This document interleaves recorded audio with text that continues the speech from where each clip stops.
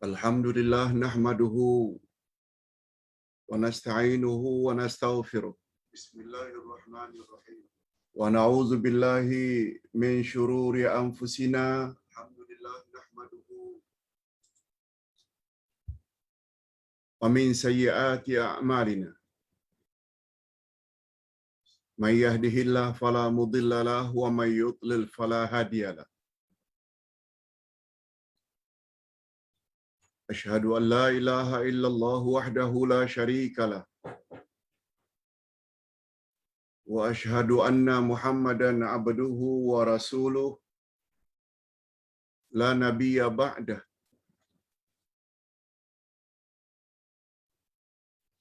Allahumma salli wa sallim ala nabi Muhammad wa ala alihi wa sahbihi ajma'in, amma ba'd.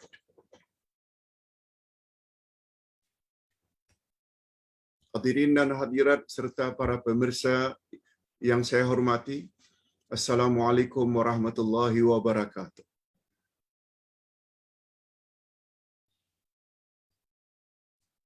Alhamdulillah, kita bersyukur kehadirat Allah Azza wa Jalla. Berkat taufiknya kita dapat meneruskan pengajian kita dengan salah satu dari nama-nama Allah, yaitu Al-Wasi'. Dan menurut gilirannya, nama Allah Al-Wasi' ini adalah nama yang ke-44.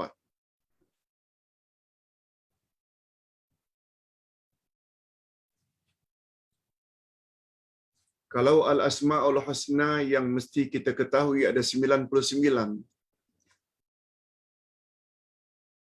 Kalau hari ini pelajaran kita nama Allah yang ke-44, maknanya baru separuh atau belum sampai separuh. Belum sampai separuh. 44 kali 2 baru 88. Okey, karena pembahasannya Al-Wasi', nama Allah yang artinya maha luas.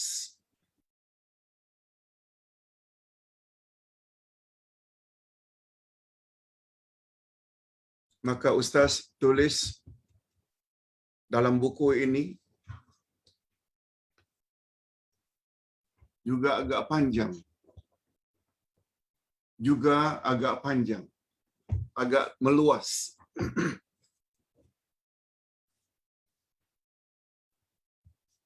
Sedangkan kita pula ada masa 1 jam. Oleh sebab itu, tolong beri perhatian, fokus, konsentrasi. Sebab Ustaz akan tekankan mana yang perlu Ustaz tekankan dan memberi penjelasan yang lebih. Ustaz yakin kita semua sudah baca tadi malam atau tadi pagi, sehingga mudah insya-Allah memahaminya. Kita awali. Pertama-tama tentang dalilnya. Allah maha luas. Al-Wasi' maknanya Allah maha luas. Ada tak dalilnya dari Al-Quran? Atau dalam hadis Nabi sallallahu alaihi wasallam? Jawabnya ada. Bukan sekali dua. Malah kata para ulama akidah, nama Allah Al-Wasi' disebut oleh Allah 9 kali dalam Al-Quran. 9 kali. Kita baca saja salah satu daripadanya. A'udzubillahi minasyaitonirrajim. Walillahil masyriq wal maghrib.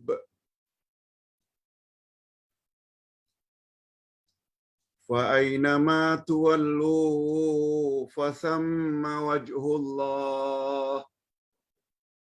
Innallaha wasi'un alim. Dan kepunyaan Allah lah timur dan barat.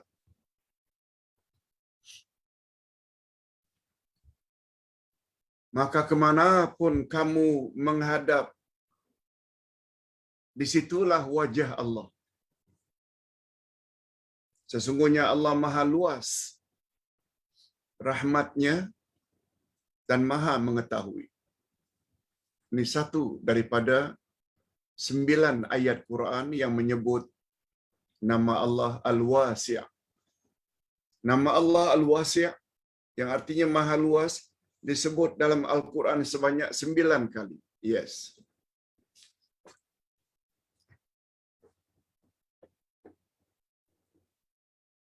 Setelah kita yakin nama Allah Al-Wasi', bila ditanya mengapa yakin Pak Ustaz? Karena ada dalilnya.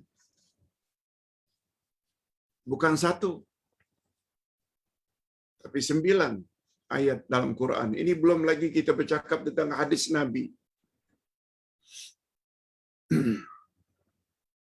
Setelah kita yakin nama Allah salah satu daripada 99 adalah Al-Wasi', sekarang kita ingin tahu pula apa maknanya.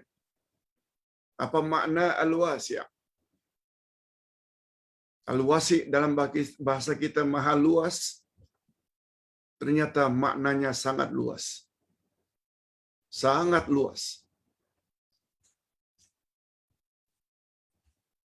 Okey, bahagian ini Ustaz akan bahas secara singkat. Menurut bahasa Al-Wasi' adalah isim fa'il untuk menyatakan subjek dari sesuatu yang disifati.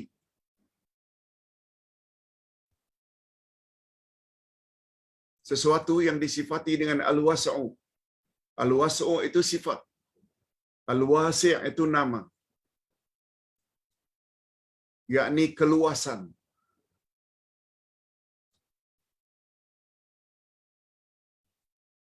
Sebagaimana kita tahu, dalam ayatul kursi ada kata wasi'a kursiyuhus samawati wal ard. Wasi'a itu dari kata al-wasi' atau al-was'u. Keluasan kursi Allah itu seluas langit dan bumi. Itu terjemahannya. Dan lawan daripada al-was'u adalah ad-dayyiq, iaitu sempit.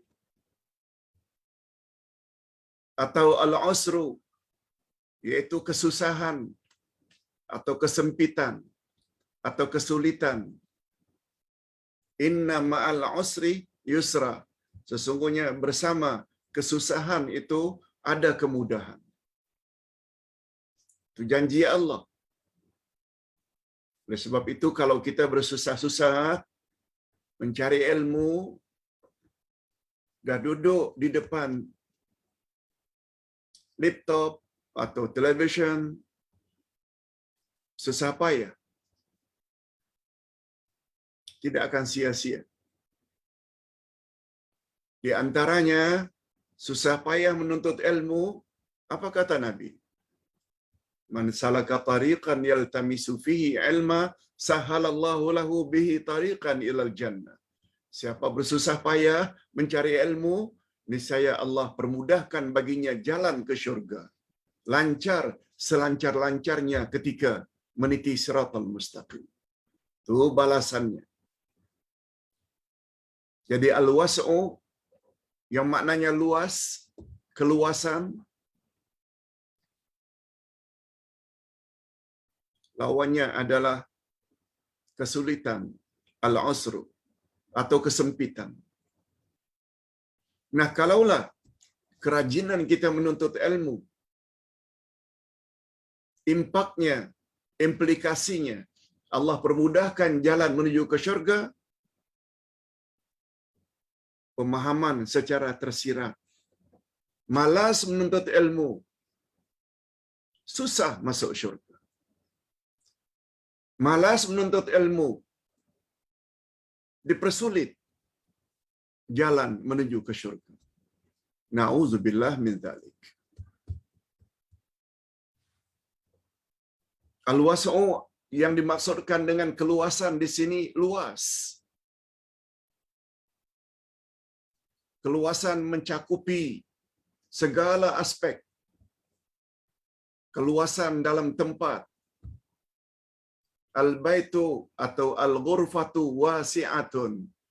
Ruangan itu, bilik itu luas, itu tempat.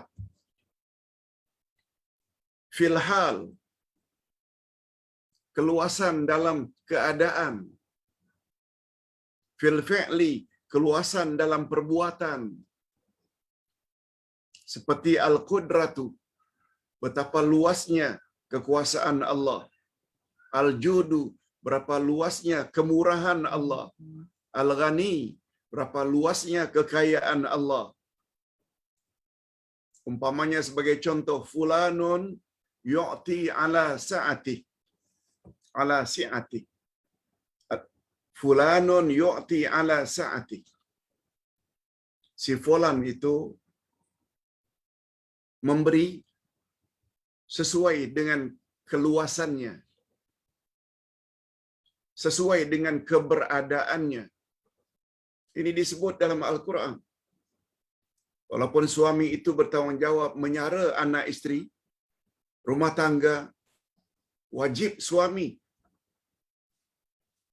Tapi perlu tahu, kewajiban suami itu sesuai dengan income-nya, sesuai dengan pendapatannya. Wahai para isteri, wahai para anak, jangan menuntut dari suami saraan hidup melebihi dari kemampuan suami, melebihi dari income suami. Inilah di antara yang menyebabkan akhirnya suami rasuah, karena isteri tak puas-puas dan tidak menyadari akan kemampuan suami. Minta permata lah, minta emas ini itu, minta beg mahal lah. Akhirnya rasuah. Akhirnya malu sendiri di dunia lagi sebelum di akhirat. Disebut dalam Quran, kewajiban suami menyara keluarga fi was'ihi, sesuai dengan keberadaannya, sesuai dengan kemampuannya. Tapi jangan pula awak bergaji besar, income banyak, lokeknya na'udzubillah, bakhilnya na'udzubillah, tangkai jering. Tidak pula boleh. Allah Maha tahu. Adapun al-was'u menurut syarak atau menurut agama, ialah Allah Maha Kaya, yaitu Al-Ghani, yang sangat luas kekayaannya, sanggup menutupi keperluan semua makhluknya. Apa yang diperlukan oleh malaikat, apa yang diperlukan oleh jin, apa yang diperlukan oleh manusia, apa yang diperlukan oleh binatang, apa yang diperlukan oleh tumbuh-tumbuhan, Allah cover semuanya. Nampak tak betapa luasnya kekayaan Allah?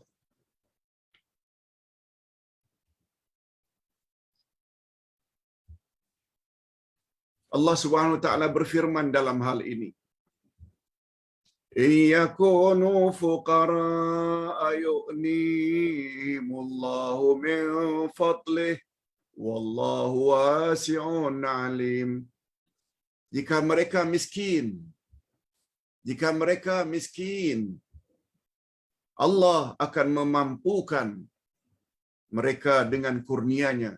Allah memampukan, maknanya Allah beri mereka kemampuan dengan kurnia-Nya.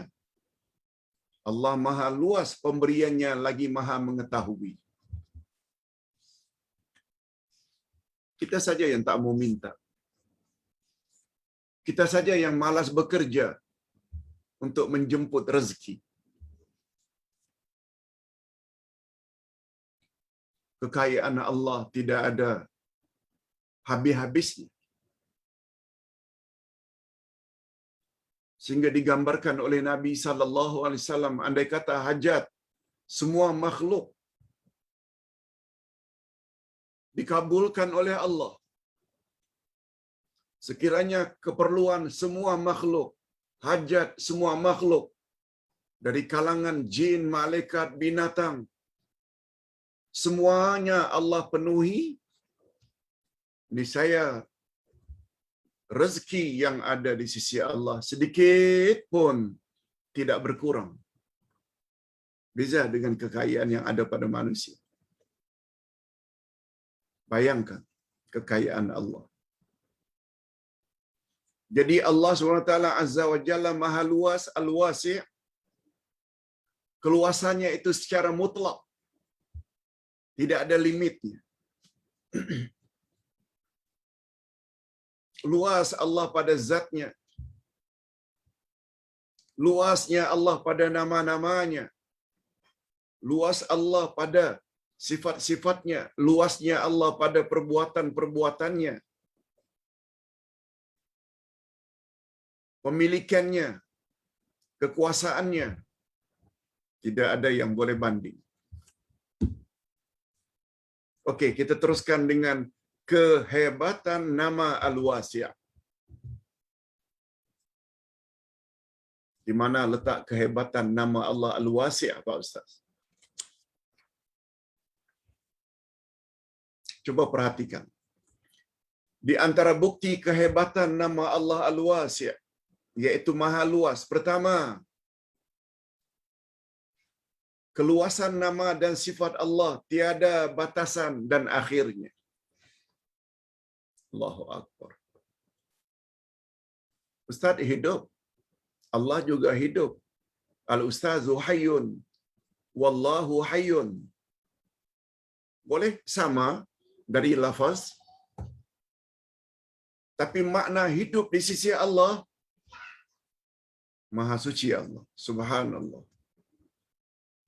Dia dah hidup yang tidak diawali dengan ketiadaan. Dan hidupnya tidak berakhir dengan kematian atau kebinasaan. Beza dengan hidup makhluk. Itu maksudnya maha luas.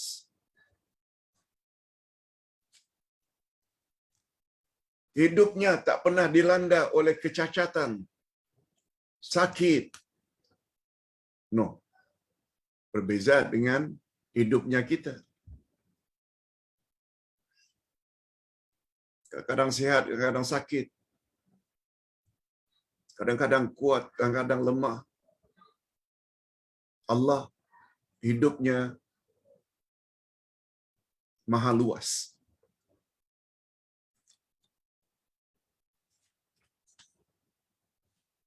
Jadi ringkasnya yang nomor satu ini,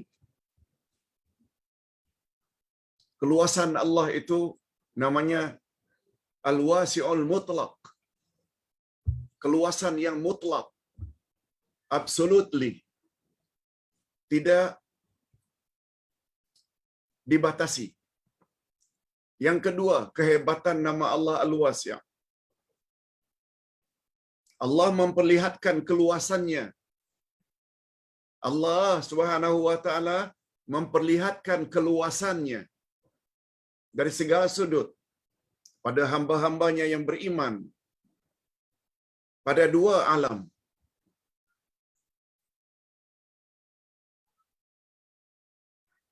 Yaitu alam dunia dan alam akhirat.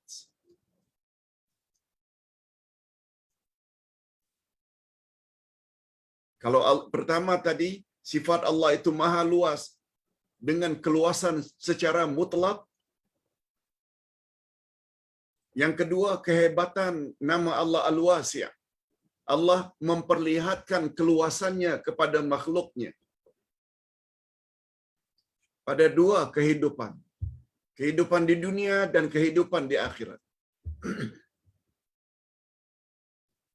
Apa dia di antara contoh Pak Ustaz keluasan di dunia?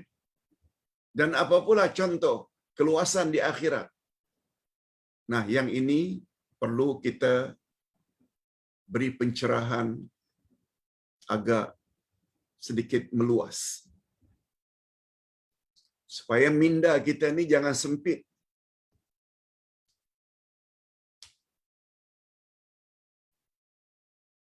Allah Subhanahu wa taala memberi keringanan di dunia.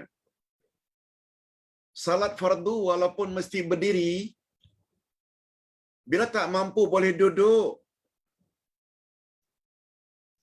Tak mampu duduk di atas sejadah, boleh duduk di atas kursi. Rukuk sepatutnya sambil berdiri lalu rukuk, tak mampu berdiri boleh rukuk dengan menundukkan kepala di atas kursi. Andai kata sakit, tidak mampu untuk sujud, karena kaki, lutut tidak dapat dibengkokkan, cukup di atas kursi dengan menunduk agak sedikit rendah daripada rukuk. Luas tak?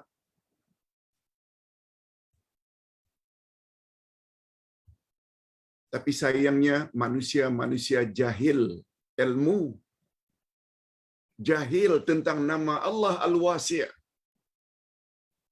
sangat suka mempersulit orang-orang awam. Tak boleh salat duduk macam itu, tak boleh, tak boleh, tak boleh. Sandar sikit tak boleh, batal. Letak tangan di sini batal.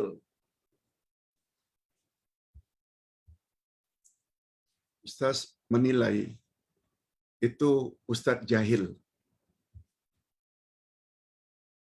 Jahil dengan nama Allah Al-Wasi'. Sampai Allah Subhanahu wa taala melalui lisan rasulnya, siapa tak mampu salat berdiri boleh duduk, tak mampu duduk boleh baring, tak boleh bergerak apa-apa cukup dengan kerdipan mata. Di mana kefahaman setengah ustaz dalam hal ini? Tak ada air boleh tayamum.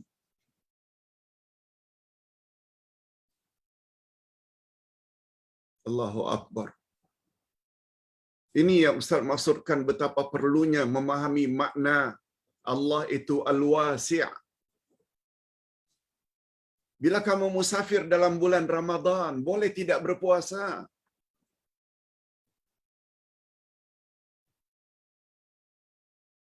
Bila kamu sakit, boleh tak berpuasa. Asal ganti pada hari yang lain.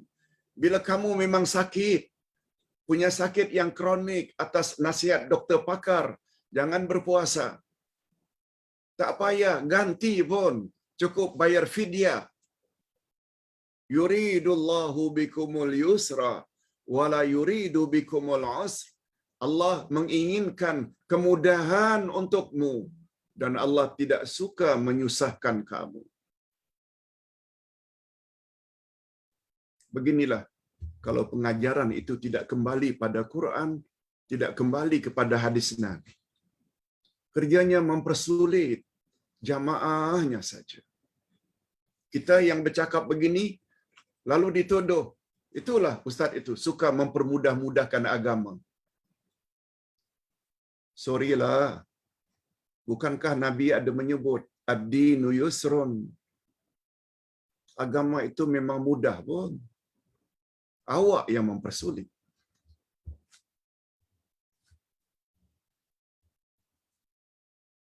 Itu sebabnya orang awam perlu didedahkan ajaran seperti ini.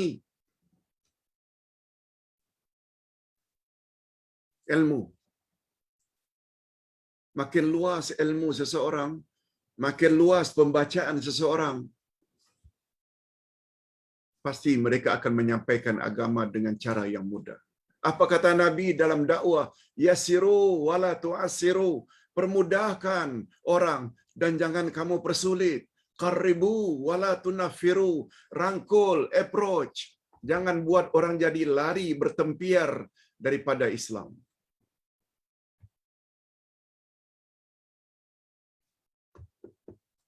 Jadi Ustaz Uday cukup marah kalau ada orang yang suka mempersulit-sulitkan.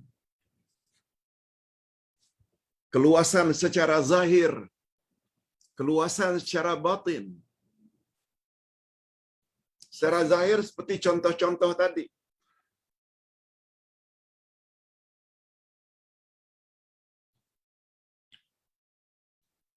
Dia mengayakan mereka manusia berdasarkan keluasannya, apakah secara zahir atau batin. Keluasan secara zahir, dia mengayakan mereka dengan harta yang halal, zuriat keturunan yang saleh dan salihah, itu zahir. Sedangkan keluasan secara batin pula, bukan zahir saja, keluasan secara batin pula, dia mengayakan mereka dengan kekayaan hati.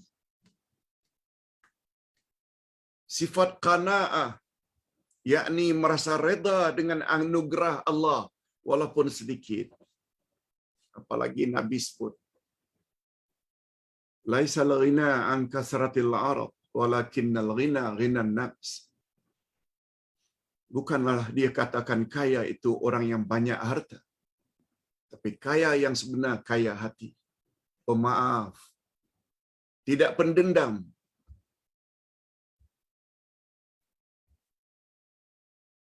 Ikhlas, lapang dada, toleransi, tolak ansur.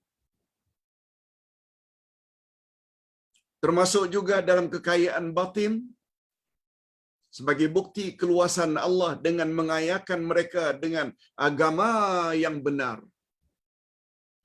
dan tidak memberatkan manusia dalam ibadat tadi. Tak mampu berdiri, boleh duduk. Tak boleh duduk, boleh baring. Lihat betapa luasnya. Nama Allah bukan maha menyempitkan. Nama Allah Al-Wasi, maha luas.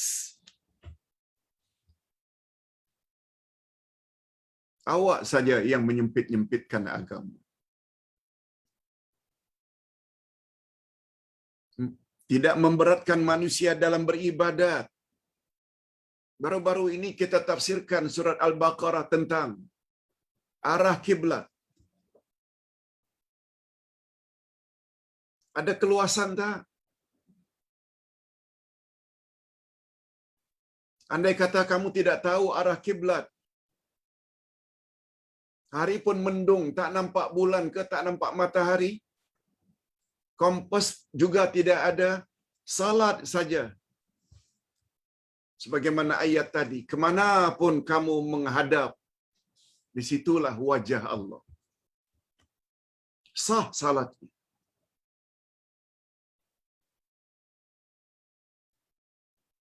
Termasuk juga keluasan dalam beribadat. Kaum ibu khasnya. Nabi tak pernah sebut syarat sah salat mesti pakai telekung. Yang penting tutup aurat. Awak pakai baju long dress ke? Awak memakai baju abaya ke?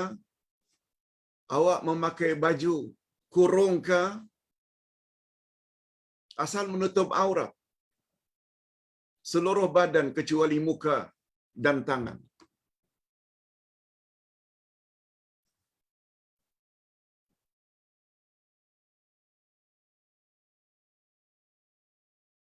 Ketika tayamum, sekali tepuk, kata Nabi, daf'atan wahidah, boleh untuk dua anggota, muka dan tangan. Dan tangan pun dari Nabi sampai pergelangan tangan, bukan sampai ke siku.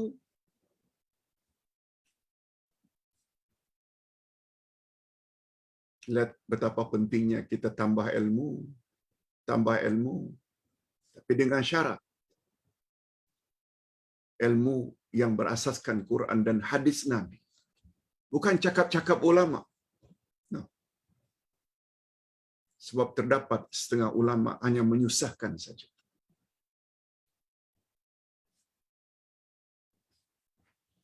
Begitulah seterusnya. Begitu juga keluasan di akhirat. Tadi di dunia, keluasan di akhirat.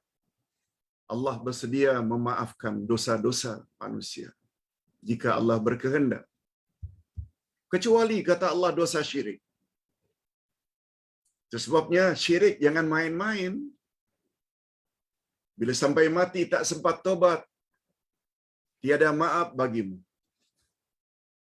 Jangan salahkan Allah. Allah dah sebut. Ayat 148 An-Nisa. Innallaha la yaghfiru an yushraka bih wa yaghfiru ma duna dzalika liman yasha. Sesungguhnya Allah tidak akan ampun dosa syirik. Dan Allah akan ampun dosa-dosa yang lain jika Allah berkehendak.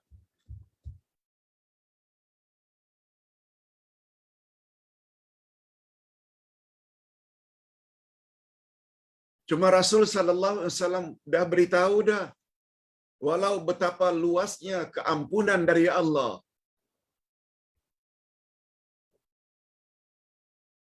jangan tobat bila dah naza'.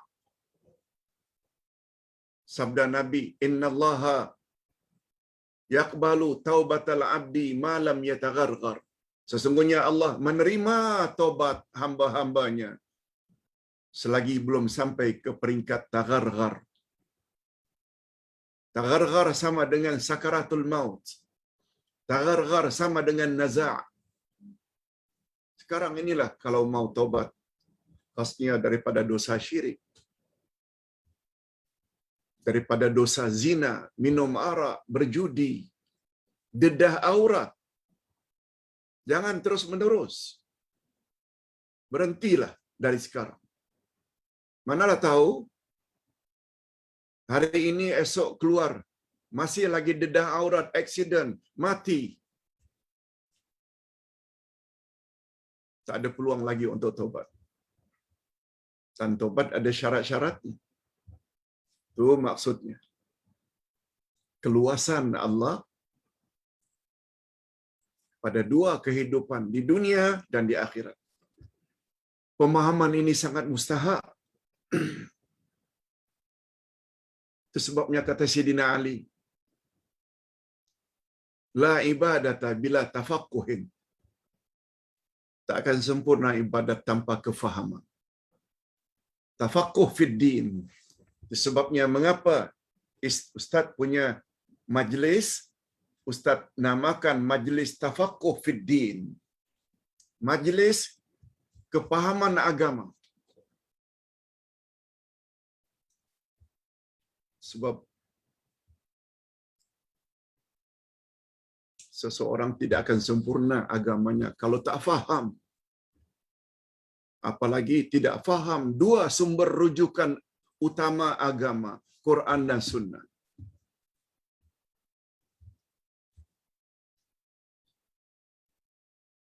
Oleh sebab itu kalau Ustaz tulis buku-buku yang berkaitan dengan akidah, dengan tafsir, dengan Al-Asma'ul Husna, ibadah salat, panduannya ini dan itu.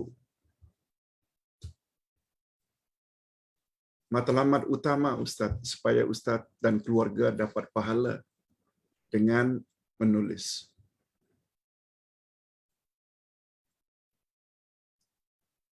Keutamaan bukan nak cari duit sangat. Nah. Kalau Ustaz pastikan 1 minggu bedah 8 kitab. Bukanlah karena nak minta dibeli sangat buku-buku anda. Semuanya terpulang.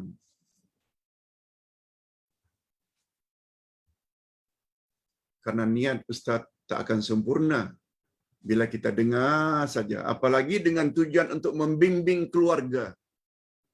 Kalau tidak ada sesuatu yang tertulis. Itu sebabnya Ustaz tidak suka ceramah lepas, ceramah umum, no. Kita mesti ada sistem, ada metodologi. Satu demi satu secara berurutan.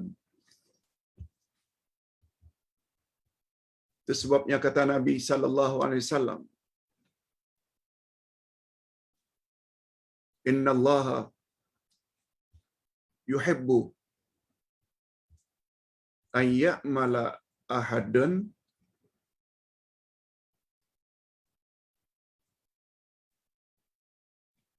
innallaha yuhibbu idza amila amalan an yutqina atau kama qala Rasul sallallahu alaihi wasallam. Allah sangat suka seseorang yang apabila dia melakukan satu amalan, dia lakukan dengan tekun.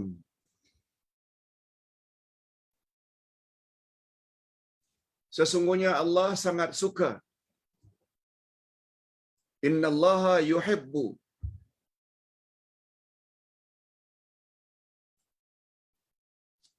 idza amila amalan an yutqina. Sesungguhnya Allah suka orang yang apabila melakukan sesuatu, dia lakukan dengan tekun. Tekun ini bahasa Arab sebenarnya. An yutqina.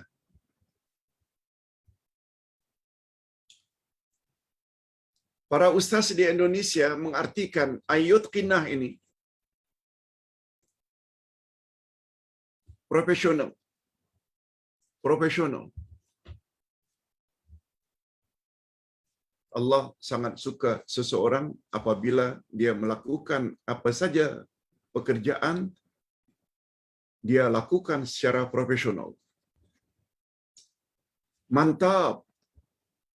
Ikut sistem. Sebagaimana hadirin dan hadirat bila kita mengajar di sekolah rendah, sekolah tadika, sekolah menengah, universiti, ada tak kurikulum? Ada tak silibus?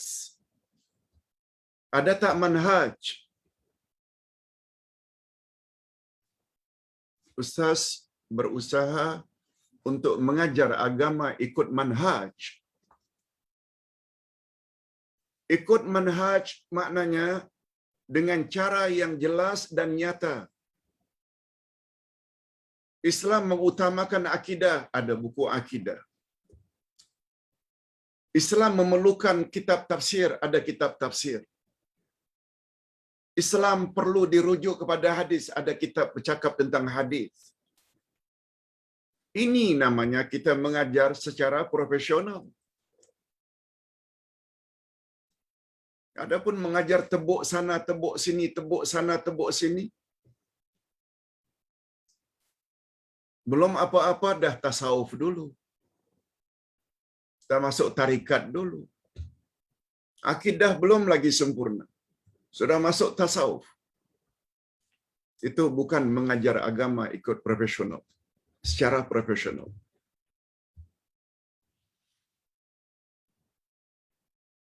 Hadirin dan hadirat rahimakumullah. Ustaz perlu jelaskan ini sebab dia ada kaitan dengan nama Allah Al-Wasi'. Sebab bila kita mengajar tidak ikut sistem, jamaah akan menjadi kesulitan. Bila kita mengajar tidak bawa ayat Quran dan hadis Nabi yang sahih, jemaah akan jadi bingung dan kalang kabut. Iya tak ya? Iya tak ya? Sekarang jelas. Jadi Allah Maha luas di dua kehidupan. Yang pertama dalam kehidupan di dunia, ingat tadi, Islam itu agama yang mudah. Kemudahan yang zahir dan batin. Dan yang kedua, kemudahan di akhirat.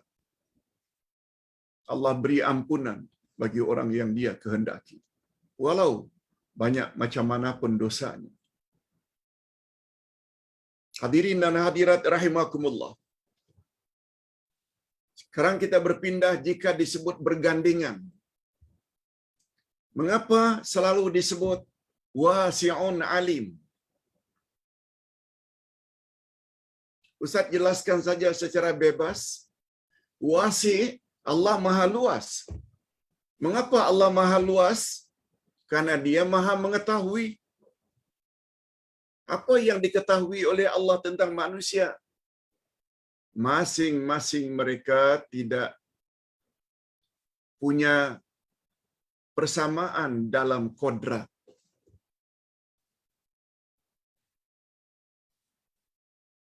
Manusia tidak senantiasa sehat. Ada yang sehat, ada yang sakit. Itu sebabnya pandangan Ustaz, bila ada 7 orang yang salat di atas kursi, cara mereka salat tak sama. Bagi mereka yang mampu berdiri untuk rukuk, bagus berdiri lalu rukuk. Sebab itu asalnya. Yang tak mampu berdiri, rukuk dah dalam keadaan duduk. Bagi mereka yang duduk, karena tidak mampu berdiri, tapi mampu sujud. Setelah rukuk, sujudlah biasa. Sebab itu hukum asalnya. Bagi orang yang tidak mampu, karena barangkali lututnya tidak boleh dibengkokkan, atau bila dia dah ke bawah nanti, dia keberatan untuk naik lagi duduk di atas kursi, maka sujud saja di atas kursi. Itu sebabnya pandangan Ustaz, 7 orang yang duduk di atas kursi, kemampuan mereka berbeza-beza. Allah berfirman pada ayat terakhir dari surat Al-Baqarah, La yukallifullahu nafsan illa wus'aha. Allah tidak memberatkan manusia kecuali apa yang dia termampu. Hadirin dan hadirat rahimakumullah. Itu bila dikaitkan antara wasi' dengan alim. Nah sekarang bila dikaitkan nama Allah wasi' dengan hakim. Ini ayat berikutnya. Wa in yatafarraqa yughnillahu kullam min sa'ati. Wa kana Allahu wasi'an hakima. Jika keduanya bercerai, maknanya suami isteri bercerai. Wa in yatafarraqa, bila mereka pisah.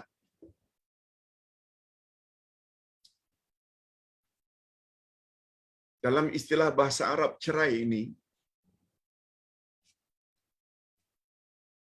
tak semestinya dengan ungkapan talak. Boleh pisah, boleh cerai. Yang tafarraqa maknanya berpisah. Dengan makna talak, cerai. Apabila couple itu cerai, maka Allah akan memberi kecukupan kepada masing-masing dari limpahan kurnia-Nya. Dan Allah maha luas kurnia-Nya dan maha bijaksana. Karena Ustaz dah baca ni, izinkan Ustaz menjelaskan saja secara bebas. Agama Islam membenarkan adanya perceraian. Untuk apa hidup terus-menerus dalam keadaan neraka rumah tangga? Suami jahat terhadap isteri. Bukan saja mendera secara fizikal, tapi juga mendera dari sudut mental, spiritual.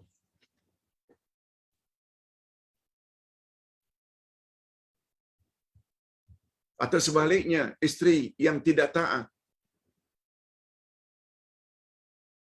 keluar rumah sesuka hati, tunjuk ajar suami tidak mau diikuti. Islam membenarkan adanya talak. At-talaqu marratan. Talak yang dibenarkan 2 kali. Bila sampai ketiga kali, dia tidak halal lagi. Kecuali setelah wanita itu habis indah dikawini oleh orang lain,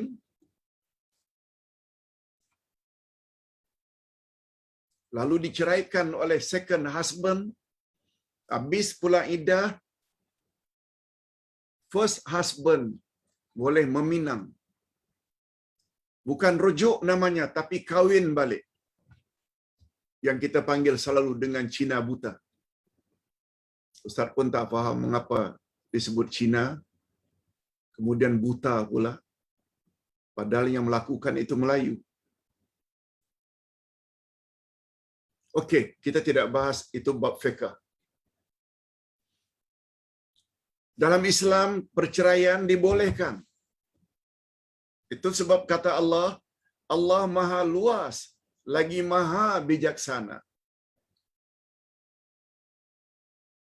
Yughnillahu kullam min sa'ati. Dengan perceraian itu, Allah akan beri keluasannya, anugerah. Maksudnya, kata ulama tafsir, ada kemungkinan bila wanita itu dapat suami baru, suaminya better dari first husband. Atau suami yang tak tahan dengan karenah isteri. Dengan perceraian itu dia kahwin dengan wanita lain. Yang besar kemungkinan istrinya yang kedua ini, second wife, better dari yang pertama. Yes, itu maksudnya. Allah bukan saja punya sifat keluasan, tapi keluasannya dibina di atas hikmah. Ada kebijaksanaan di balik itu. Nah, sekarang kita masuk kesan iman terhadap nama Al-Wasi'. Ini agak panjang. Ada 7. Kita coba selesaikan semampu yang boleh. Cuma Ustaz tidak baca.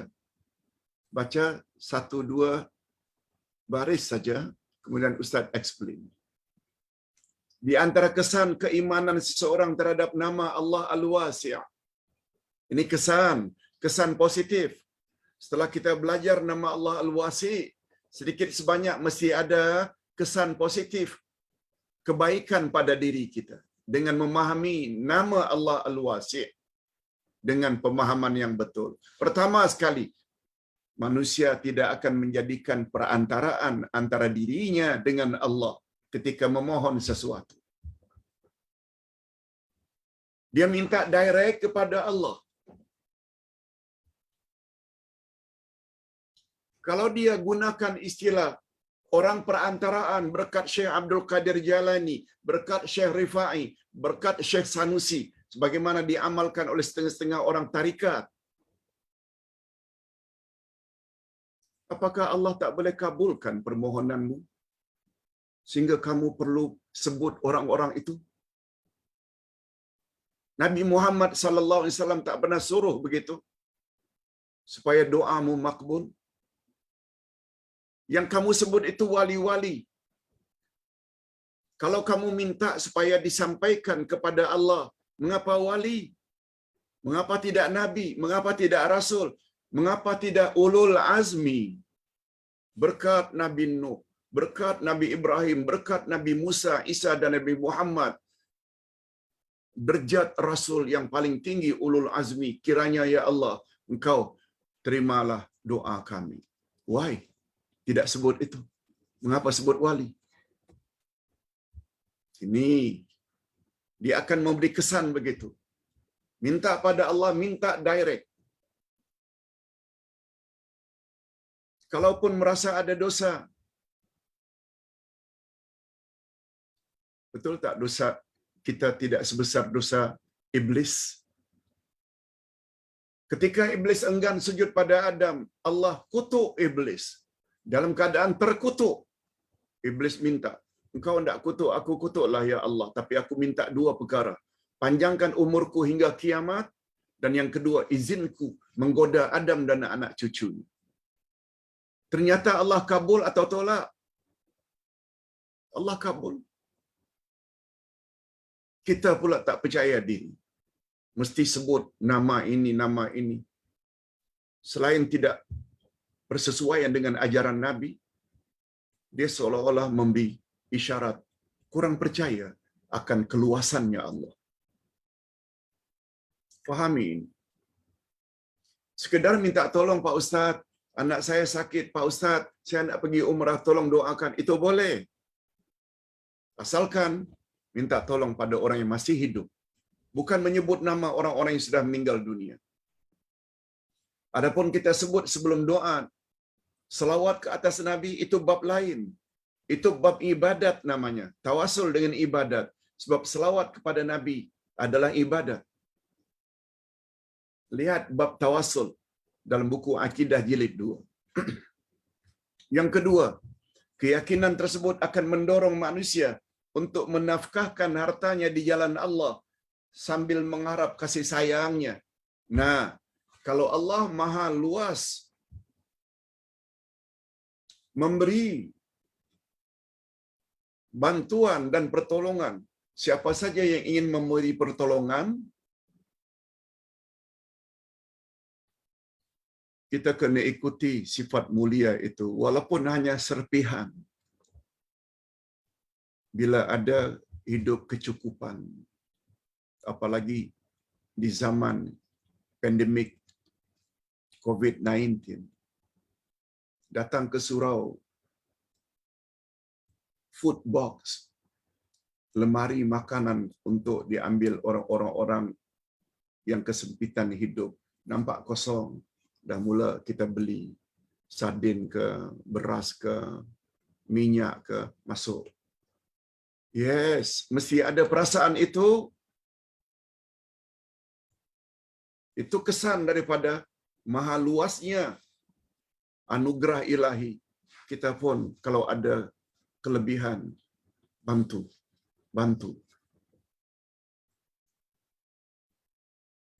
Alhamdulillah, Ustaz ingin sampaikan berita gembira kepada bapa-bapa dan ibu-ibu yang menyumbang usaha Ustaz di Batam. Ustaz selalu sebut-sebut tentang usaha Mafaza, Masjid Tahfiz. Tapi sebelum itu sebenarnya Ustaz sudah buat sekolah Islam terpadu El Yasin. Selain agama juga akademik. Itu lebih lama lagi. Sudah terbina sekitar tahun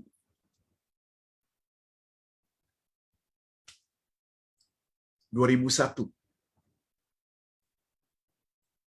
Dipakai lebih kurang 2006. Alhamdulillah, 2 kali berturut-turut. Setiap 5 tahun ada penilaian daripada pemerintah Kepulauan Riau. Setiap 5 tahun. Dan ternyata alhamdulillah sekolah rendah dan sekolah menengah Islam terpadu El Yasin dapat angka tertinggi 94 dari 100 penilaian dari segala angle,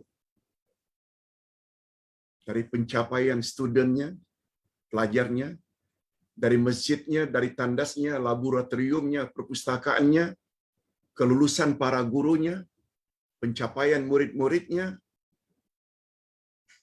Nomor 1. Ustaz baru dapat berita semalam. Alhamdulillah. Mengapa dapat nomor 1? Karena masjidnya bagus. Ini bukan masjid Mafaza, Ini masjid El Yasin. Tempat yang lain. Lebih kurang setengah jam perjalanan kereta. Alhamdulillah. Tandasnya bagus, laboratoriumnya bagus, perpustakaannya bagus, kemas belaka, dan pensyarah-pensyarahnya, kepala sekolahnya memenuhi syarat-syarat pemerintah Kepulauan Riau. Sehingga El Yasin 2 kali setiap 5 tahun, yang dulu nomor 1, yang ini pun nomor 1. Baru dapat diketahui semalam. Alhamdulillah. Terima kasih kepada bapa-bapa dan ibu-ibu bahwa sumbangan ibu-ibu tidak sia-sia. InsyaAllah dengan adanya nama El Yasin akan makin banyak orang-orang tua, wali-wali murid akan mengantarkan studennya, pelajarnya. Cuma tahap kita baru sekolah rendah dan sekolah menengah, yang muridnya lebih kurang 500 orang. Terima kasih sekali lagi. Mudah-mudahan kemurahan ibu-ibu dan bapa-bapa sekalian akan mendapat ganjaran yang setimpal dari sisi Allah di akhirat nanti. Bapak-bapak dan ibu-ibu yang saya hormati, Yang ketiga, kesan iman terhadap nama Allah Al-Wasi', membuat manusia yakin bahwa ajaran atau syariat Islam itu sangat luas. Kita dah sebut tadi. Jangan suka menyempit-nyempitkan Islam. Dengan memahami makna Al-Wasi' bagi nama Allah,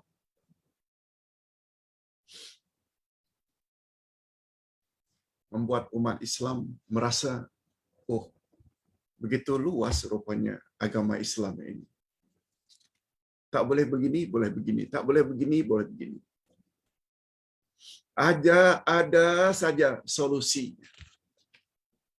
Cuma ini ada kaitannya dengan keilmuan.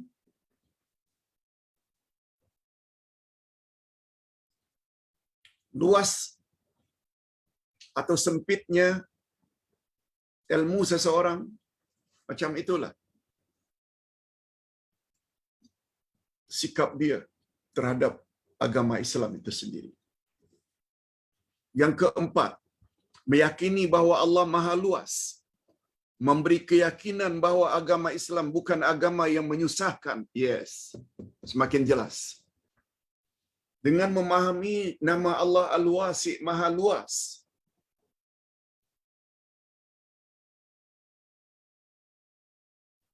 membuat dia betul-betul yakin bahawa Islam bukan agama yang menyusahkan. Oleh itu, Islam bukan hanya menentukan hukum azimah, tapi juga Islam telah memperuntukkan hukum rukhsah.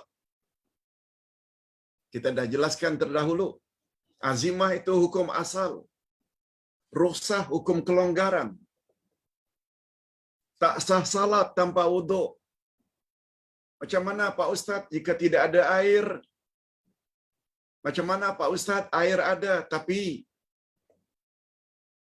bahagian yang mesti saya basuh itu ketika berwuduk, doktor kata tak boleh pakai air. Malah disimin pula bahagian yang patah, tangan atau kaki. Oh, boleh tayamum. Itu namanya rukhsah. Macam mana orang tak boleh salat berdiri Ustaz ketika salat fardu? Oh, boleh duduk. Macam mana bila tak boleh duduk? Boleh baring. Macam mana Pak Ustaz bila orang itu musafir tak bawa telekung? Boleh. Yang datang dari Nabi tutup aurat. Nabi tak pernah telekung, tak pernah sebut telekung.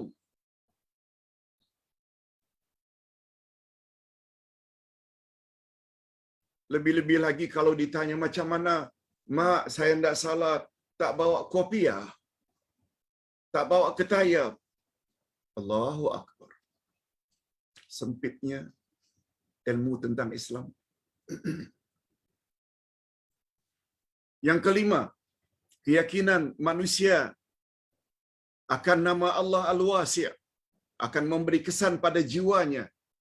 Dia senantiasa akan berlapang dada terhadap ketentuan atau takdir Allah. Lapang dada. Mengapa saya mesti menggelabah? Mengapa saya mesti menyumpah-nyumpah kalau sakit? Sebab sudah ditakdirkan.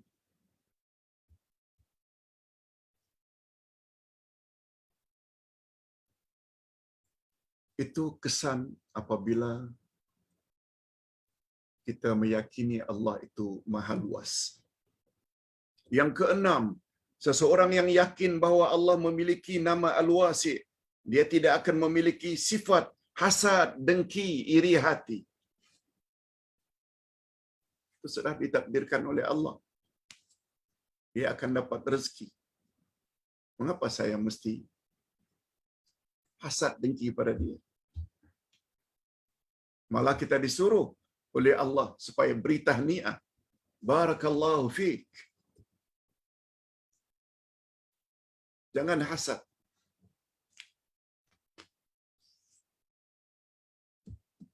Dan yang ketujuh, siapa yakin betapa keluasan ampunan Allah dan rahmatnya,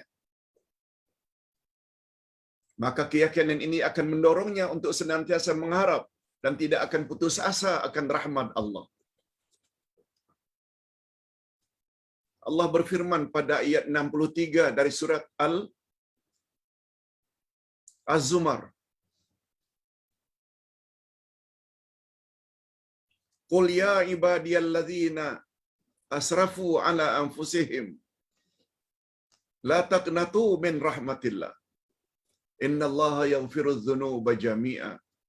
Katakan hai Muhammad, hai hamba-hambaku yang telah melakukan dosa-dosa besar, jangan putus asa akan rahmat Allah. Sesungguhnya Allah Maha Pengampun lagi Maha Penyayang. Allah senantiasa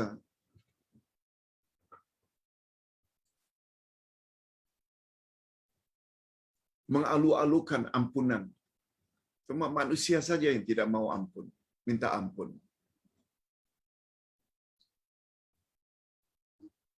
Sebagaimana doa yang diajar oleh Nabi kepada Abbas. Ya Abbas, mintalah kepada Allah. Allahumma ighfirli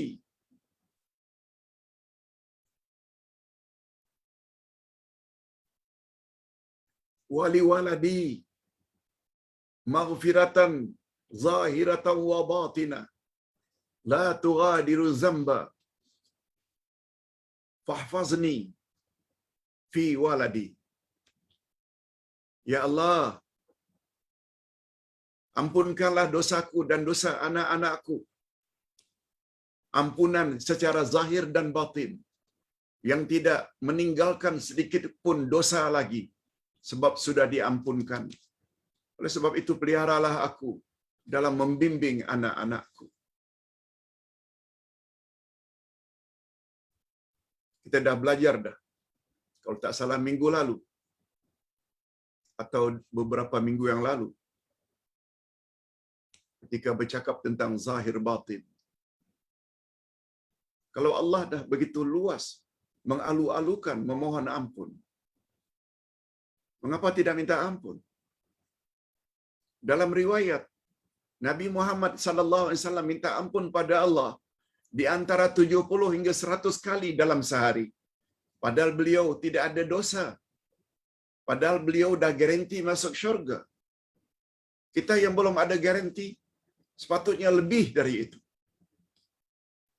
Beristighfar. Nah, yang terakhir, maaf, kita ada kelebihan masa sedikit. Izinkan Ustaz untuk menyebut secara ringkas sebab-sebab lapang dada. Ini khasnya untuk orang yang pendendam. Suka menyimpan saja rasa dendam terhadap kesalahan orang lain. Tolong dengar baik-baik ini. Kita perlu lapang dada. Nabi Muhammad sallallahu alaihi wasallam di antara kelebihannya Allah telah beri alam nashrah laka sadrak. Bukankah aku telah lapangkan dadamu? Alam nashrah laka sadrak. Jadi lapang dada ni sangat mustahak untuk menjadi muslim muslimat yang baik. Apa sebab lapang dada? Coba dengar. Ini yang Ustaz kata sangat mustahak. Sikap berlapang dada termasuk anugerah Allah yang sangat istimewa dan luar biasa. Ini juga sebagaimana doa Nabi Musa. Rabbi syrah li sadri. Ya Allah, lapangkanlah dadaku. Wa yassir li amri. Dan permudahkanlah urusanku. Wahlul uqdatan min lisani. Dan petahkanlah, fasihkanlah, lancarkanlah ucapanku. Yafqahu qawli. Supaya orang yang mendengar itu faham apa yang aku cakapkan. Lihat, dua-dua rasul ini diberi oleh Allah kelapangan. Para rasul telah mendapat anugerah nikmat berlapang dada. Beberapa yang dilapangkan, barang siapa yang dilapangkan oleh Allah dadanya untuk menerima al-haq, iaitu keyakinan, kebenaran, niscaya dia akan mampu menghadapi apa saja kesulitan dengan tabah dan sabar. Sebagaimana bapa-bapa dan ibu-ibu serta para pemirsa sekalian, Ustaz yakin semakin hari setelah kita mendapat pencerahan dari Quran dan Sunnah, kita semakin dapat mengurangi panas baran, pemarah. Dengan kata lain, semakin dapat kita kawal diri, berlapang dada. Lapang dada. Walaupun guru yang menyampaikan ini ayat Quran hadis Nabi, walau dah bertahun-tahun kita buat amalan-amalan tertentu, lapang dada, tinggalkan yang tidak ada dalil. Ambil yang ada dalil. Kita dah belajar dah buku 12 panduan ibadat. Alhamdulillah tak terlambat. Kalau terlambat pun, lambat lebih baik dari tidak sama sekali. Semuanya perlu penambahan ilmu. Orang yang selama ini buat amalan-amalan yang ternyata tidak ada dalil dari Quran dan Sunnah, impossible akan merubah kalau mereka tak dengar. Tak dengar penjelasan, macam mana tak rubah? Jawabnya sampai matilah. Kita bersyukur Allah panjangkan usia kita sehingga kita jumpa kelas online seperti ini. Ini juga di antara hikmah adanya PKP disebabkan COVID-19. Jangan tak ada hikmah. Jangan kata tak ada hikmah. Segala yang Allah buat mesti ada hikmah dan rahasia di baliknya. Alhamdulillah.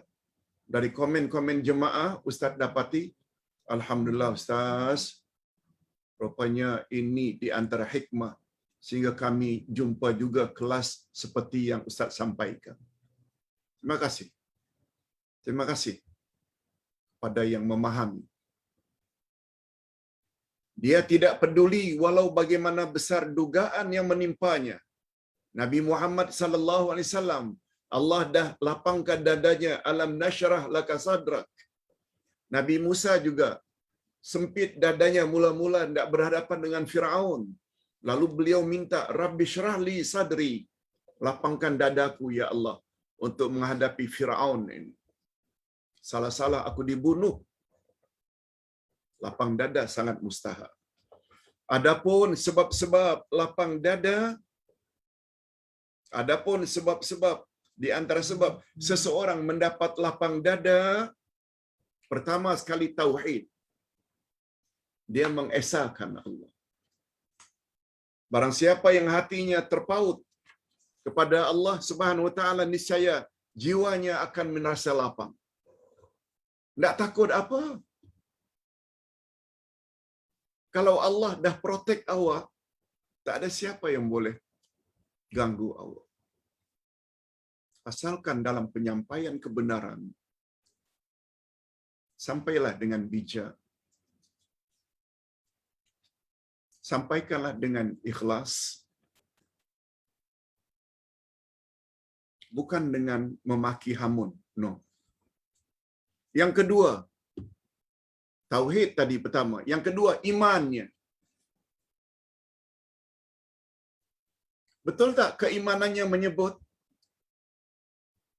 berlapang dada terhadap kesalahan orang lalu memaafkannya? Iman kita berkata, awak akan mendapat balasan besar di akhirat nanti. Iman. Selain di dunia lagi, orang akan respect. Oh, si fulan tu pemaaf sungguh. Bermacam-macam orang tuduh dia, tapi dia baik saja. Mengapa baik? Karena lapang dada. Walaupun orang itu tak tegur dia, dia tetap tegur saja, beri salam saja. Yang ketiga, tak kurang pentingnya ilmu. Gara-gara ilmu orang itu jadi berlapang dada. Ustaz buat contoh. Sebagaimana Ustaz buat contoh pada malam dulu. Kata Nabi, umatnya akan berpuak-puak menjadi 73 puak. 72 daripadanya masuk neraka, kecuali satu. Yang satu itulah Ahlus Sunnah wal Jamaah. Ma'ana alaihi wa ashabi. Menurut keyakinan Ustaz, Ahlus Sunnah terbagi dua. Ada yang salaf, ada yang khalaf. Salaf ini maknanya orang permulaan, orang duluan. Kata ulama akidah, salafus saleh itu 3 kurun pertama. Sahabat tabi'in, atba'ut tabi'in. Sebab Nabi bersabda, sebaik-baik manusia ialah mereka yang hidup sezaman atau sekurun denganku, kemudian kurun berikutnya. Hadis riwayat Bukhari dan Muslim. Itu namanya salaf. Setelah 3 abad pertama, namanya khalaf. Sebab bahasa Arab khalaf itu belakang. Belakang.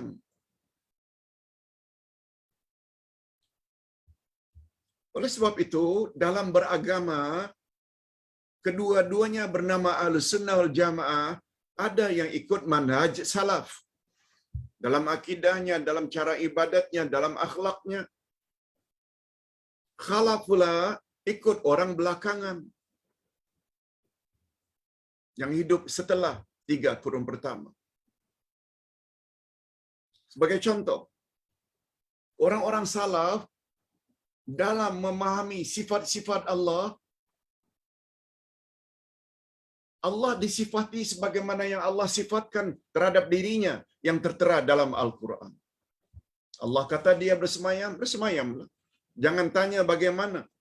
Yang pasti bersemayamnya tak sama dengan bersemayamnya makhluk.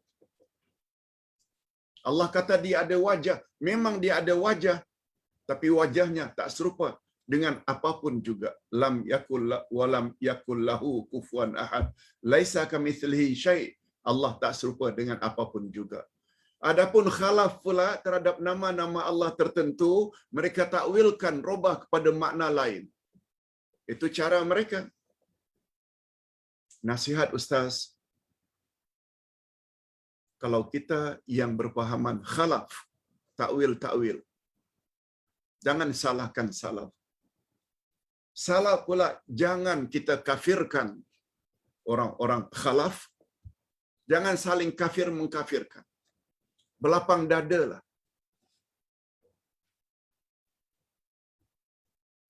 Orang yang ikut salaf jangan hina, kafirkan, apalagi sampai kafir akbar terhadap khalaf. No. Jangan. Mesti bertolak ansur. Mereka juga Ahlus Sunnah wal Jamaah. Nah, lebih-lebih lagi lah orang khalaf terhadap orang salaf yang memahami sifat Allah seperti itu. Jangan dicemooh, apalagi dituduh sebagai kafir. Wahabi kafir. Padahal mereka ikut salaf. Salah-salah bermakna kita telah mengkafirkan para sahabat tabi'in dan atba'ut tabi'in. Lapang dada. Ini contoh yang paling bersesuaian untuk hari ini. Sebab Ustaz lihat dah saling tuduh-menuduh. Terutama dari kalangan guru-guru pondok.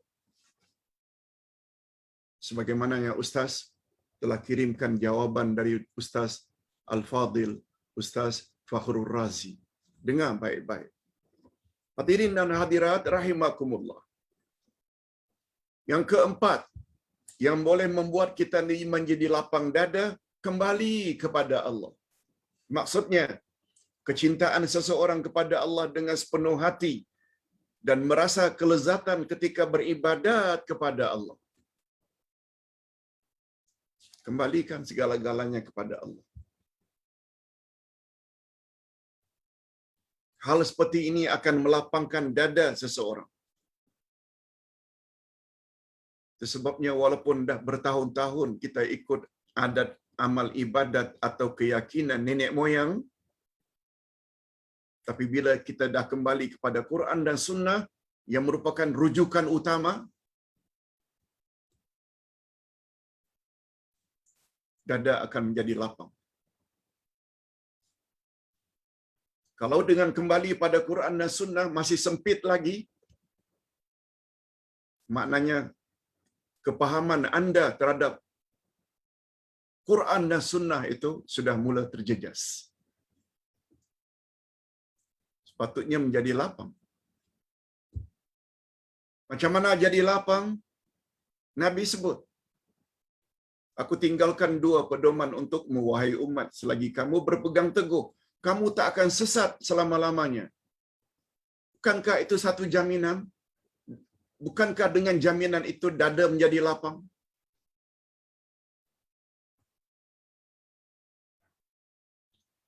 Nabi tidak sebut, kamu hanya terhindar daripada kesesatan bila kamu ikut nenek moyang. No. Bukan itu. Quran dan Sunnah. Yang keenam, second last, berbuat ihsan kepada sesama makhluk.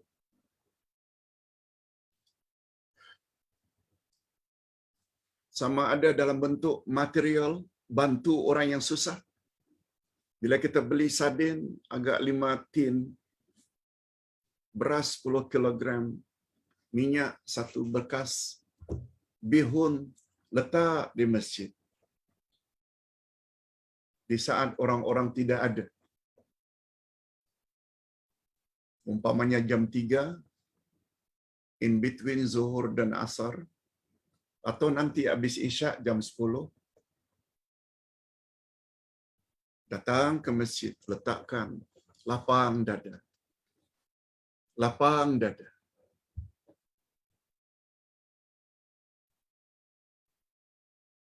Atau tidak ada duit untuk dibagi, ada ilmu, sampaikan pada jemaah. Tolong mereka, beri pencerahan. Jawab soalan mereka.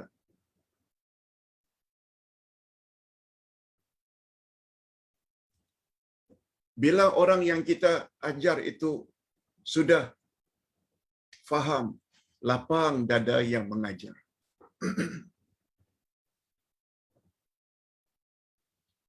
Baru-baru ini Ustaz ditanya, Pak Ustaz, bermacam-macam pandangan Ustaz-Ustazah. Saya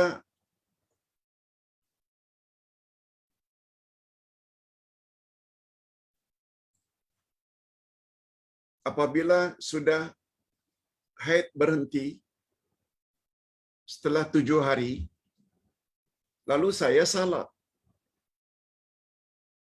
Hari yang ke-10, datang lagi Pak Ustaz. Juga hari 11, kemudian berhenti.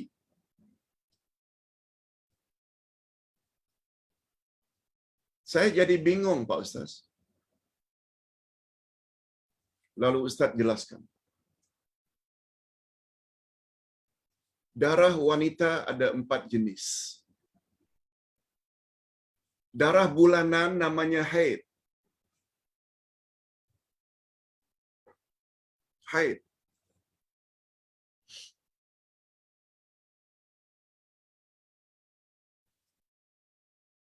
Darah ketika melahirkan namanya darah wiladah.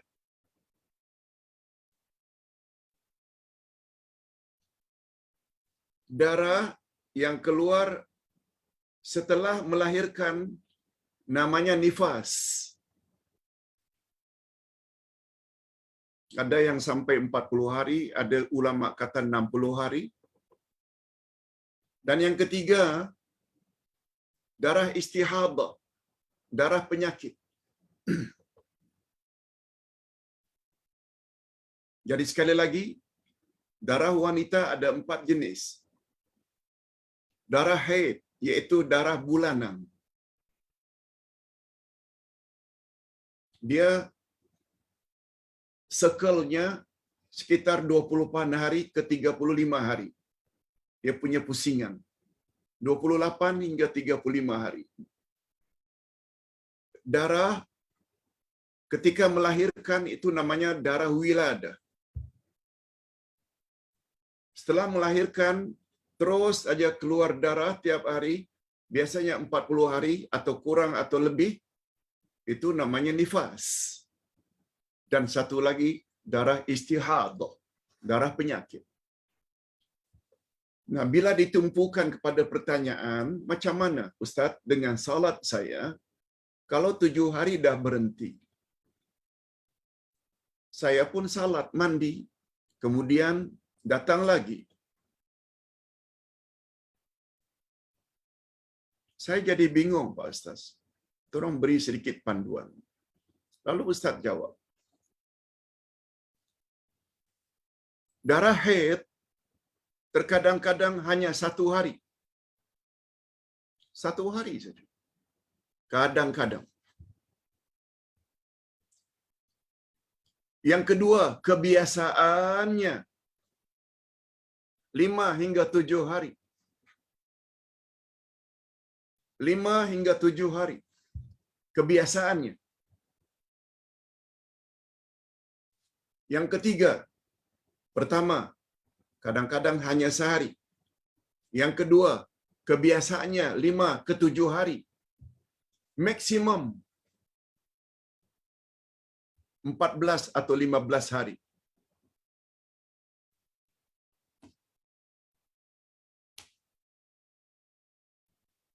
Tetapi andai kata setelah 15 hari masih lagi datang haid, masih lagi keluar darah. Darah itu namanya istihadah. Darah penyakit. Ekoran dari pemahaman itu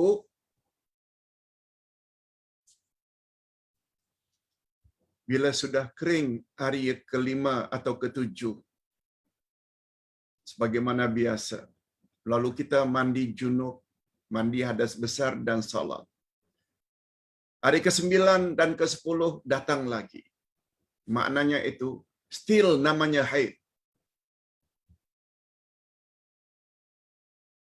Tak mengapa dah terlanjur. Tak dosa. Bila kering, kita mandi lagi untuk salat.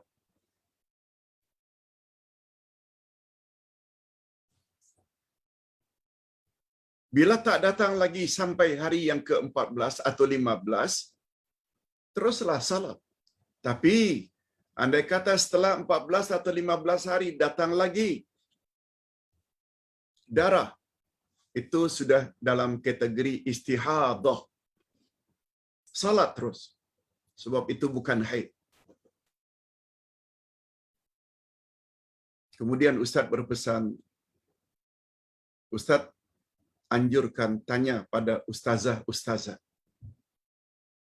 yang anda percayai, sebab mereka kajiannya lebih mendalam, sebab mereka alami itu yang Ustaz tidak alami. Laki-laki mana ada haid? Itu sebabnya istilah Ustaz, kalau ada laki-laki yang tidak salat, maknanya diragukan kelaki-lakiannya. Barangkali sedang datang haid. Jangan diragukan keislamannya, katakan saja diragukan kelaki-lakiannya. Barangkali wanita yang sedang haid. Hadirin dan hadirat, alhamdulillah ketika dapat respon dari yang berkenaan, alhamdulillah Ustaz, lega rasanya. Ini yang Ustaz ingin kaitkan. Yang bertanya lega, yang memberi penjelasan juga lega. Ini maksudnya lapang dada. Karena yang kita bagi bukan duit, tapi ilmu. Setakat yang kita miliki. Hadirin dan hadirat rahimakumullah. Terakhir, bersih hati dari sifat hasad, dendam dan busuk hati. Nah, orang-orang yang ada sifat ini maknanya dia tidak dalam kategori orang yang lapang dada. Maknanya orang yang ada sifat hasad, dengki, busuk hati ini, mereka sebenarnya tidak mendapat nikmat anugerah ilahi yang dipanggil dengan berlapang dada. Itu sebabnya kita jadilah sebagai insan yang pemaaf. Mudah-mudahan penyampaian nama Allah Al-Wasi' memang agak luas sampai 1 jam setengah. Minta maaf. Karena bagi Ustaz memahami makna Al-Wasi' ini sangat berguna bagi kita yang mau memiliki Islam yang sebenarnya. Ingat, Islam agama yang mudah, kata Nabi. Ad-din yusrun. Allah menyukai kemudahan dan tak suka menyusahkan. Ayat 145 dari surat Al-Baqarah. Atau ayat 144 dari surat Al-Baqarah. Yuridullahu bikumul yusra wala yuridu bikumul usra. Allah menginginkan kemudahan untukmu dan Allah tidak menyukai menyusahkan kamu. Ustaz kira cukup sampai di sini dulu. Kita akhiri dengan sedikit doa. Alhamdulillahirabbil alamin. Wassalatu wassalamu ala asyrafil anbiya'i wal mursalin wa ala alihi wa sahbihi ajma'in. Ya Allah, ya Tuhan kami, ampunkanlah dosa kami dan dosa kedua ibu bapa kami, dan cucurilah mereka rahmat-Mu sebagaimana mereka telah didik kami sejak dari kecil. Ya Allah, berilah kami pasangan hidup dan zuriat keturunan yang menyedapkan pandangan mata dan hati kami. Dan jadikanlah kami pemimpin bagi orang-orang yang bertakwa. Ya Allah, sungguh banyak pengajaran yang dapat kami ambil setelah memahami nama-Mu Al-Wasi', bahwa agama Islam ini agama yang sangat luas, seluas namamu Al-Wasi' yang maha luas. Keluasan namamu itu secara mutlak dari segala sudut, termasuk betapa luasnya agama Islam yang kami anut. Sesuai dengan sabda Rasul-Mu, Islam adalah agama yang mudah. Oleh sebab itu, permudahkanlah bagi kami, ya Allah, untuk mendalami selok-belok agama-Mu berpaksi kepada Al-Quran dan Sunnah. Dan hindarkanlah kami, ya Allah, daripada membuat perkara-perkara yang hanya menyusahkan berdasarkan anggapan kami yang cetek ilmu ini. Birahmatika ya arhamar rahimin. Ya Allah, lapangkanlah dada kami sebagaimana kelapangan dada yang telah Engkau anugerahkan kepada Rasul-Rasul-Mu, sehingga kami dapat beragama dengan cara mudah dan lebih tepat sesuai dengan kehendak-Mu, sesuai dengan bimbingan Rasul-Mu. Wa sallallahu ala nabiyyina Muhammad wa ala alihi wa sahbihi ajma'in. Walhamdulillahirabbil alamin. Subhanakallahumma wa bihamdik, asyhadu an la ilaha illa anta astaghfiruka wa atubu ilaik. Wassalamualaikum warahmatullahi wabarakatuh.